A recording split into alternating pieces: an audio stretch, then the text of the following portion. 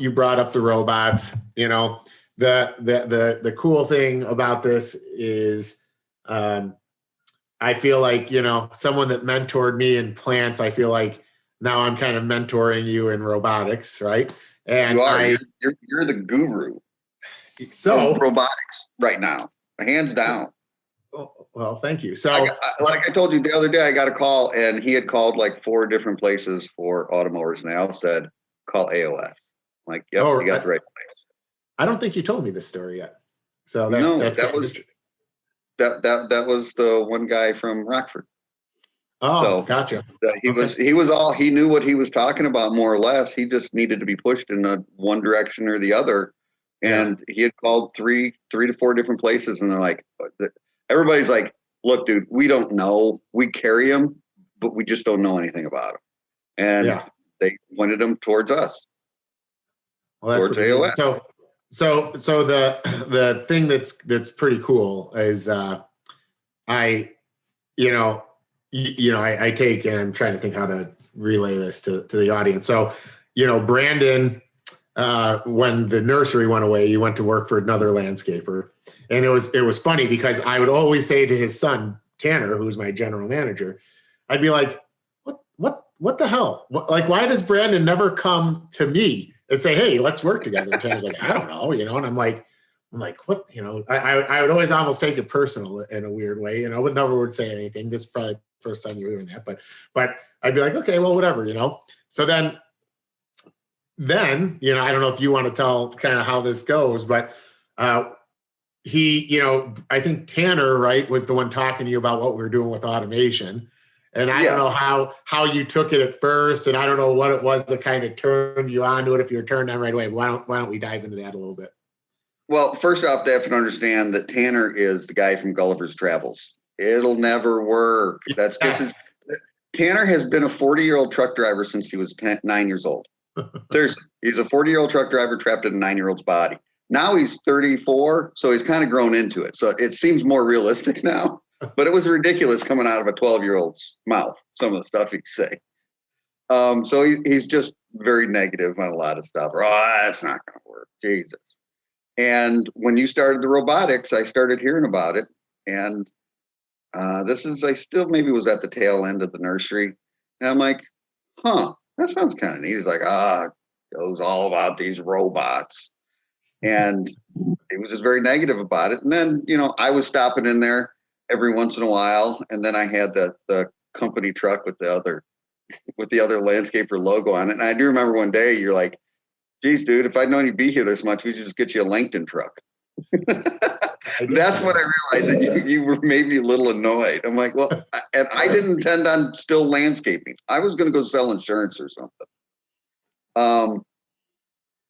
So anyway, it was, that was 3 years past, and I was in and out, and one day I was in there, and Tanner just started turning the corner thought process wise, and he's like, you know what, Joe's going to own this industry. He's like, Joe's just going to do well. And then I'm like, yeah. And I was kind of watching because I was interested in it. And it just happened a short while later, I walked in and you're like, hey, Brandon, come look at this. You started showing me the app and the location, the GPS and how these things work and everything else. And I walked out of there and I thought a little longer. I'm like, and I started looking around a little bit and I looked at your website and I'm like, this is brick pavers. This is the next big thing. This is what it's going to be. You're with labor issues, workers' comp, insurance, fuel, everything else to get back and forth to these accounts where everything's going. This is just what's with the green industry. And it's just what it's going to be. So that's where I got excited about it. And when I started learning about the bots and how complicated, but not really complicated they are, I was sold on it. I'm just sold on it. Yeah. Well, that's what so what it's going to be.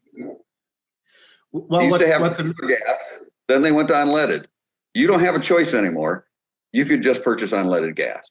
That's what automowers are going to be eventually.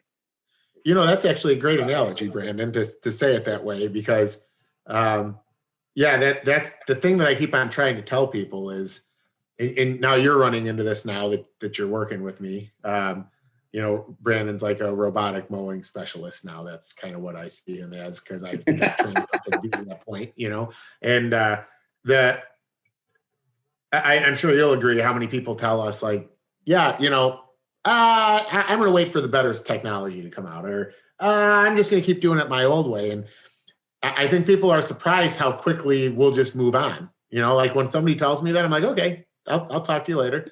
And I don't think they realize that in my mind, I'm saying I'll talk to you later, because I'll truly talk to you when you have no choice. Like Yeah. You'll have no choice. And then you'll be upset because the companies that talked to us now will be the ones running away with it. Exactly. So I just find myself kind of like realizing, you can't bring a horse to water all the time. And, if they don't want to drink, they're not going to drink. So I kind of leave it alone, and have really realized that, and I think that we just need to focus our energy on the people that see it right now, because we're not at a point where we can waste time with the people that don't. Yeah. And it's the old cell phone analogy. You know what? Have you been upgrading your cell phones? People are like, I'm going to wait for the next version. No, you don't go from an iPhone 1 to an iPhone 10. You had a 5 and a 7 and something along the way. You kept upgrading your tech. And that's just what it is. Once people realize that and look at it that way, I think that'll make a big difference on things. I mean, we're there now. We're past flip phone. We're at the iPhone 3, let's say, robotics wise, or the iPhone 5 or something. Is the tech going to continue to grow? Yes, but not at the pace at this point that I think other people think so. I mean, you're going to have breakthroughs every 3 to 5 years, but you're not releasing 3 different iPhones this year. Yeah. Well, the thing that I always tell people that they need to realize is, you can kind of get an idea what's going to happen in America just by looking at the European market, because remember, there's millions of them out there. And when you look at how many platforms have been introduced of robotic lawnmowers in Europe, they haven't changed that often. The only thing that ends up changing is cell phone connectivity. They have to adapt with the cell towers, so it's like, even in 5 years, when I look at it, the first mowers we were putting in used a 2G MMI board, and now and then they went to 3G, and now they're 4G, so the mowers have to change the boards to communicate with the cell towers that are there. That's about it. And now, now it's going satellite, line of sight, so those are going to be the things that evolve, but none of the technology evolution in robotics for mowing are around totally revamping the system. It's to fully saturate the market. So, when you think about it, the first mowers that come out, you can do the areas that you can do right now, the easy areas. Where can I plug one in? Even look at our evolution. What do we do first? Where can I put a robot that I can plug one in? And if I can't get to an area where there is no plug, we'll just mow that area. As long as 75% of my mowing on that account is done with a robot, I'll convert it to a robot. Well, now the companies that are coming out, and the companies, we can't even say a couple of them yet because of our NDAs, but you have the companies coming out to solve the areas where it doesn't make sense to put a robot normally, but now we can do it.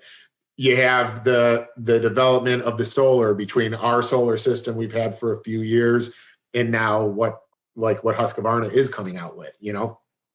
Now you can start just putting a solar panel with a robot you don't need to plug in. So the innovation in the industry is to figure out how to get everything robotically mowed, but they don't necessarily have to change the robot. Yeah. Right. Well, exactly. So that's what's important for people listening to know, is that the things that are coming out are just making it easier for professionals to use it, but it doesn't mean the whole robot's changing. It's kind of like cell phone. Like the cell phone functions the same. They just make better communication. Exactly. And and even you can upgrade. It's the same as your car. You can put a Edelbrock manifold on it. Back in the day, I don't know what you can do nowadays. It's a little too complicated. But you can upgrade the engine you have. When it comes to the automowers, I mean, you can change the boards out, if they become obsolete at some point on a lot of them. So it's, there's upgrades that can occur also. But yeah, the main basic parts of the bot are still the same.